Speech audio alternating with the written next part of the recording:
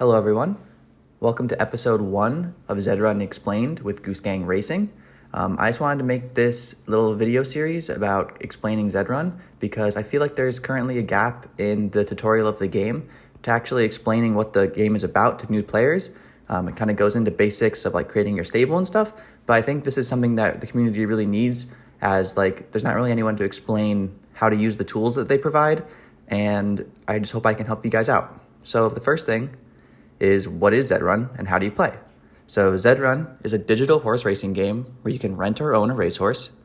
You can race your horse in free or paid races against other players, and you can compete for money.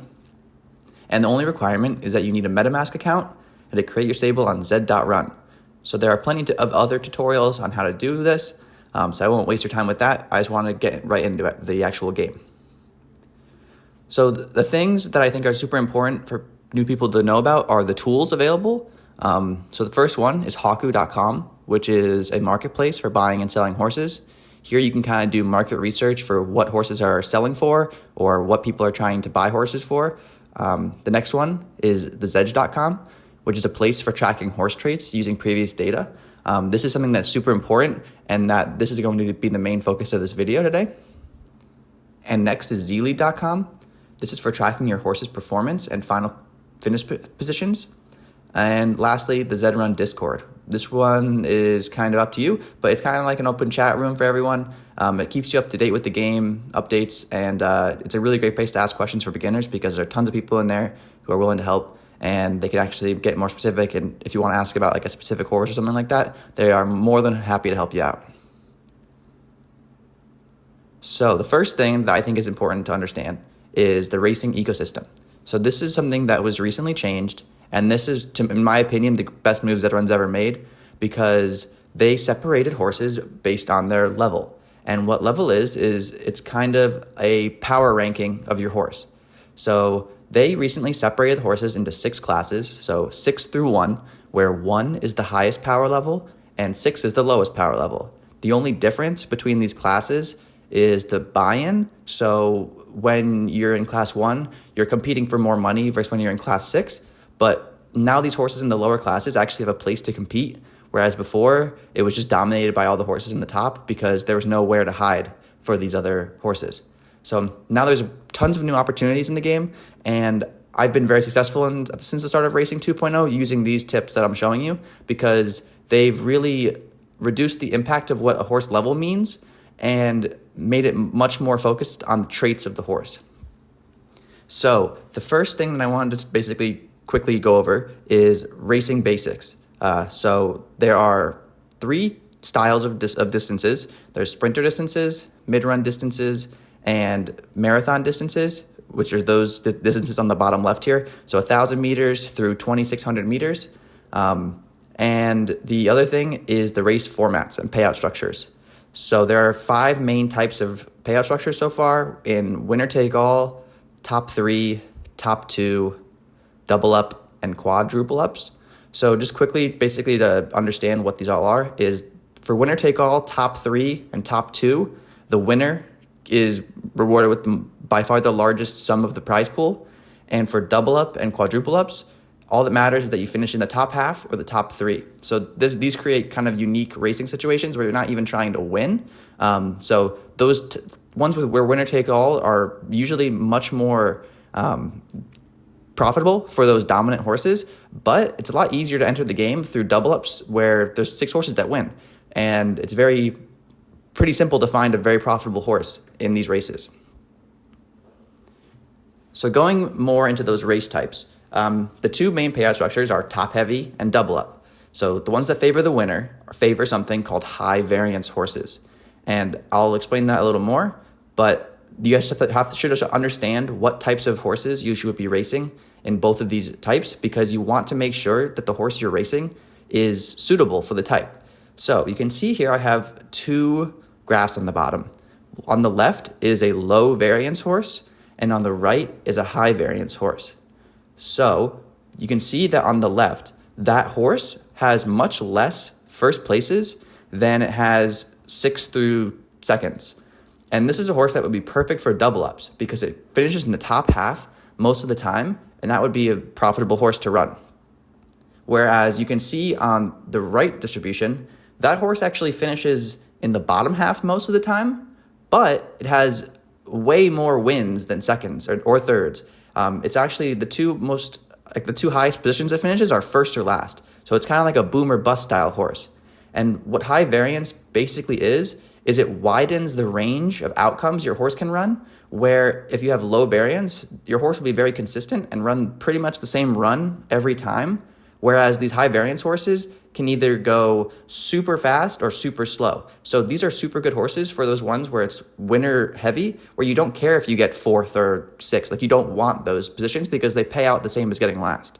So you really want to find that boom or bust style horse for those top heavy style formats.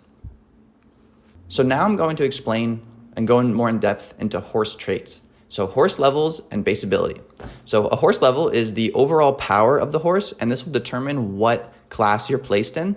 And you want to be towards the top end of these classes, because the higher power you have a slight advantage over horses that are lower level than you. So you want to generally be a higher level, but the most important thing is the rest of these abilities that I'm going to show you. So base ability is the horse's average speed at 1,600 meters. And this is the main contributor to level, and it kind of is like the engine of your horse. Like, what is the actual like horsepower behind your horse? Because everything else is kind of based off of this number, where you can it'll fluctuate based on it on these other two, but the main like driver of your horse is the base ability. And these two are the ones that kind of determine where you will run your horse and what type of style your horse is. So the distance preference, which is noted as DP on these pictures to the right, is a bonus to your base ability. So the way this works are sprinters get negative distance preference, mids get 0, and positive distance preference is for marathoners. So the way this works is the further away from 1,600 meters, which is the middle, the bigger of a bonus your horse will get. So if you have really extreme distance preference, you want to go as far away from the middle as possible. So this first horse, you can see has negative 85 distance preference. So this is on scales of 0 to 100 or negative 100 to 100. So negative 85 is a rather extreme distance preference. So this horse wants to go as far away from 1,600 towards the sprints as possible. So this way it can utilize its big bonus down there, where it might actually have a competitive advantage over other horses down there. The next horse has 3, which means that it doesn't really get a bonus. So it wants to stick right in the middle, so that way it doesn't have to compete in sprints or marathons against horses that actually get a bonus, where it would be severely disadvantaged. And last one is 62 DP. So this is a positive number, which means it's a marathon horse, but it's not as extreme as 85.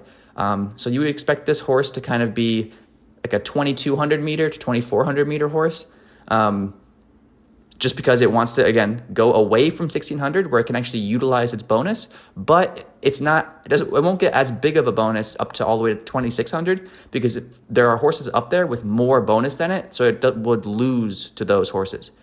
So that's something that is important to consider, is that your horse has a preferred distance, and you need to find that distance.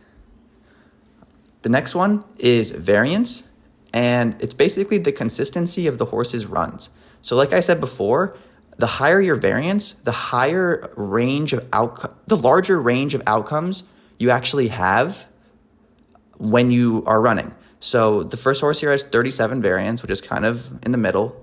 The next horse has 99, and then that last one has 5. So that 99 horse would have a huge outcome range, where it would either be first or last by like a mile. And the one below it would be super consistent, kind of similar to those two graphs I showed you earlier. But this 37 one is kind of in the middle. And this is kind of what I wanted to show with these numbers right here, is that Zed Run is a game of specialists, and you want to be the best at one thing. So if you either want to have super high variance or super low variance, and you normally want to have one or the other DP extreme, because that means you have the biggest advantage against other horses at your distance. So I'm just going to quickly show those horseshoe shapes, as they're called. This is basically just the final position charts of these horses that I was just talking about. So the first one is the 90 variance plus horse, where it has that big U shape, as it's called, where it'll have more firsts than seconds, and the most common positions it has are first or last. The next one is medium variance, where it's kind of, you can still see that U shape forming, where it has more seconds than thirds, but it actually gets outcompeted by those 90 variance horses. So it doesn't have the ability to win as much, but it doesn't finish at the top half as much because of this low variance horse who is taking up all the 3, 4, 5, 6 spots. So this horse is kind of in the middle where it will get dominated by both the 90 and low variance horse. This is back to what I was saying about specialization and that you want to be extreme in one way or the other. And those are the two types of horses that are profitable in basically the paid racing as it is today. And then the last one I want to show you is the low variance. This one is the same one I showed you before, but just so you understand like how variance impacts your final positions. And it's one of the main factors in determining where you want to run. And that's it for my basic intro on horse traits and Zed Run. In my next video, I'll be explaining flames and how to evaluate a horse. So this has been Goose Gang Racing. Please subscribe and comment on what you want to see next, and I'll see you guys in the next one. Peace.